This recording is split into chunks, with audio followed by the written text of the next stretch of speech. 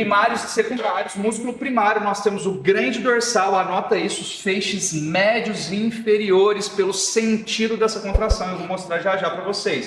Músculos secundários, nós temos o peitoral maior. Sim, peitoral maior participa desse movimento. E os estabilizadores, tá? Romboides, trapézio e manguito rotador. Já fica aí uma gold tips também, uma dica de ouro antecipada, né? Uma dica de ouro antecipada. Muitas pessoas só sentem antebraço porque não tem esses músculos estabilizadores prévios que estão mais próximos da nossa coluna vertebral.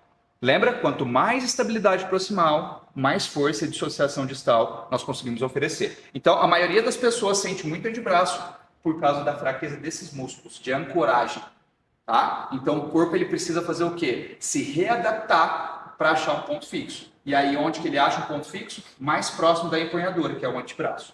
Tá? Então, neste caso, não é fraqueza do antebraço. Ah, eu sinto fritar, meu antebraço está fraco. Não. Quem está fraco é os estabilizadores que antecedem. Lembra? Todos os movimentos de membro superior começam por uma ação dinâmica ou estática da escápula. Neste caso, começa por uma ação dinâmica, abaixando a escápula, deixando ali o trapézio inferior como ponto fixo para mover essa alavanca mais distal, que é o húmero em adução no plano frontal. Tá? Fase concêntrica e excêntrica. Fase concêntrica, após um bom posicionamento no tópico 1, como supracitado, o movimento dinâmico se inicia por uma boa ancoragem das escápulas, oferecendo uma base de estabilização para que os músculos estabilizadores dos ombros tenham um bom funcionamento, ou seja, o manguito rotador. Tá? O movimento deve seguir pela movimentação de adução da glândula humeral, sempre mantendo os cotovelos apontados contra o corpo, assim automaticamente os ombros trafegarão em rotação externa, aumentando a efetividade do exercício. Momento de máxima inspiração, expandindo a caixa torácica, que eu vou explicar sobre a respiração compensatória ou invertida mais para frente. Vamos fazer a execução aqui da fase concêntrica, tá? Se posiciona aí bonitinho, inclina os 15 e 20 graus, faz a ancoragem e desceu.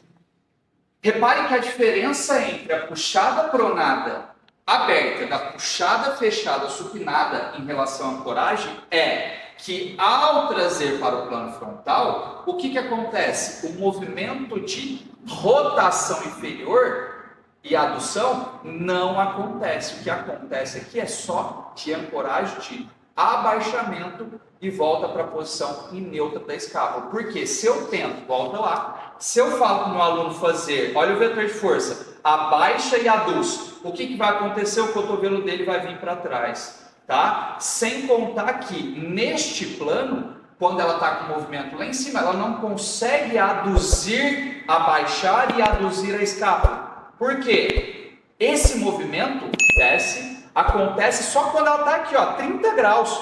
Diferente da puxada fechada, que eu consigo fazer essa máxima adução e rotação inferior quando meu cotovelo, meu ombro chega a 60 graus, lembra? A 60 graus de flexão no plano sagital, a escápula consegue a sua adução e rotação inferior máxima. Neste plano, é a 30 graus de abdução, porque acima de 30 graus, a escápula ela está girada, ela não consegue aduzir. Então, o movimento faz de novo, é só de abaixamento, trapézio inferior ancorou e trouxe o cotovelo contra o corpo, apertando, imaginando, ó, quebrar a barra e aduzir, e não força no cotovelo. Ó, repare que o bíceps dela está mole, mas aqui está contraído. Isso, voltou, soltou.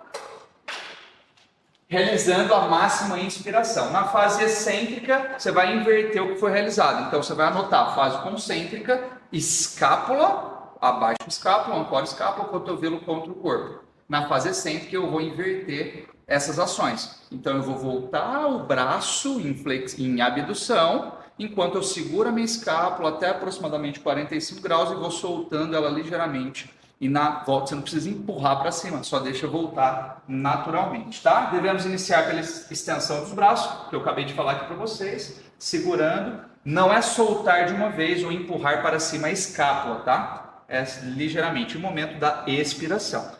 Beleza, vamos entrar aqui no tópico 6, principais erros, tá? Um dos principais erros é o posicionamento do tronco exatamente com a cabeça abaixo da polia, obrigando uma inclinação excessiva além dos 20 graus, transformando a puxada em remada. Dá uma exagerada aí, Amandinha, deixa eu pôr um pouquinho mais de peso, que eu acho que vai ficar melhor para você demonstrar. Isso, senta bem baixo primeiro, vem aqui do lado, Roberto, por favor, aí, olha lá, ela tá, A polia, ó, está exatamente em cima da cabeça dela. Então, o que ela vai ter que fazer para realizar o movimento na frente? Inclina bastante o tronco. Olha lá. Isso. Olha o vetor de força para onde que foi. Uma puxada virou remada. O cotovelo dela já não está mais contra o corpo como deveria estar. Faz o movimento, faz 3 execuções, só para eles verem a diferença. Isso. Ok. Agora corrige. Chega para trás.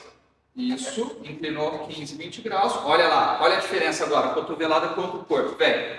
Isso, e volta resistindo. Solta o carnaval. Abaixa, agora, cotovelo contra o corpo. Isso. Não existe nada mais belo que uma execução perfeita, tá? Essa coisa de importante é o movimento, é balela de professor preguiçoso ou professores que não entendem biomecânica. Soltou? Muito bom. Fica melhor com um pouquinho mais de carga, né, Mandinha? Fica, né? B. Ultrapassar a linha lateral do corpo na fase concêntrica, perdendo o posicionamento ideal da glândula humeral, entrando em rotação interna dos ombros, prejudicando as estruturas passivas. O grande dorsal se torna extensor da coluna quando os cotovelos se deslocam em excesso para trás da linha corporal, realizando uma hiperextensão da coluna lombar. Ou seja, uma das ações, lembrando que ele está na pelve. Tá? Então ele tem influência diretamente na nossa coluna, porque ele transita a parte latíssima do dorso, significa o maior músculo que a gente tem nas costas. Tá? Então, quando ele contrai bilateralmente, passando o cotovelo além da linha lateral, o que ele faz na minha coluna? Ele hiperestende. Por isso que você vê pessoas que puxam demais, no final do movimento ela faz o quê? Ó? Porque o grande dorsal, de maneira bilateral, estende e hiperestende a minha coluna. Faz a execução de maneira errada, ultrapassando aí o cotovelo da linha lateral. Isso. Reparem que já está até fixado o padrão correto dela, né? Ela já tem uma acurácia, ou seja, uma precisão e uma exatidão do movimento muito boa. Isso. Aí no final desse movimento, olha, hiperestende, olha aqui. Está hiperestendido a região lombar. Voltou. Muito bom. Soltou.